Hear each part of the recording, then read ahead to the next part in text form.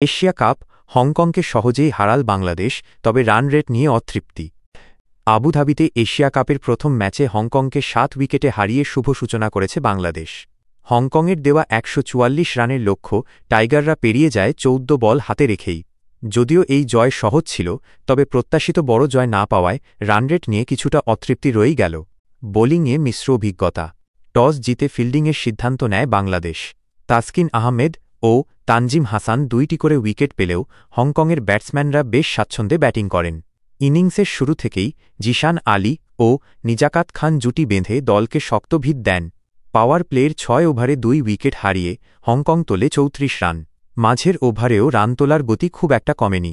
শেষ পর্যন্ত হংকং ২০ ওভারে ৭ উইকেটে ১৪৩ রানের একটি সম্মানজনক স্কোর দাঁড় করায়।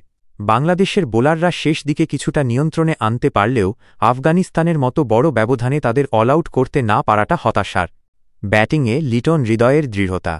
১৪৪ রানের লক্ষ্য তাড়া করতে নেমে ওপেনার পারভেজ হোসেন ও তানজিদ হাসান দ্রুত উইকেট হারালেও অধিনায়ক লিটন দাস এবং তাওহিদ হৃদয়ের অসাধারণ জুটি বাংলাদেশকে জয়ের পথে নিয়ে যায়। লিটন মাত্র ৩৯ বলে ৫৯ রানের এক ঝড়ো ইনিংস খেলেন, যেখানে ছিল ৬টি ৪ ও ১টি ছক্কা। তার ব্যাটে ভর করেই জয়ের ভিত্তি তৈরি হয়।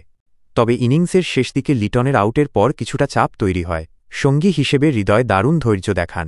তিনি ৩৬ বলে অপরাজিত ৩৫ রান করে দলকে জিতিয়ে মাঠ ছাড়েন। যদিও তার ধীরগতির ব্যাটিং টি-২০র সঙ্গে খুব একটা মানানসই ছিল না, তবুও তার অপরাজিত ইনিংসটি শেষ পর্যন্ত দলের জয় নিশ্চিত করেছে।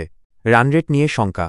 গ্রুপ অফ ডেথ এ থাকা বাংলাদেশ, শ্রীলঙ্কা এবং আফগানিস্তানের জন্য হংকংয়ের বিপক্ষে বড় জয় ছিল অপরিহার্য। আফগানিস্তান হংকংকে ৯৪ রানে হারিয়ে তাদের নেট রান রেট ৪.৭০০ উন্নীত করেছে।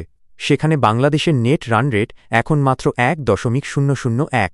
এই কম রান রেট সুপার ৪-এ যাওয়ার পথে কিছুটা চিন্তার কারণ হতে পারে। সংক্ষিপ্ত স্কোরকার্ড।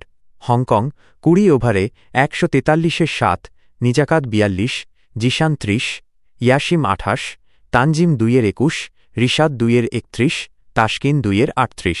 বাংলাদেশ ১৭.৪ ওভারে ১৪৪-এর ৩, লিটন ৫৯, হৃদয় ৩৫ তারাচিহ্ন, পারভেজ ১৯, তানজিদ ১৪, আতিক ২-এর ১৪। ফল: বাংলাদেশ ৭ উইকেটে জয়ী। Man of the match Liton Das. আগামী ম্যাচগুলোতে রানরেট বাড়ানোর দিকেই হয়তো বাংলাদেশের মূল লক্ষ্য থাকবে। আপনার কি মনে হয়, বাংলাদেশ কি এই গ্রুপ থেকে সুপার ৪-এ যেতে পারবে?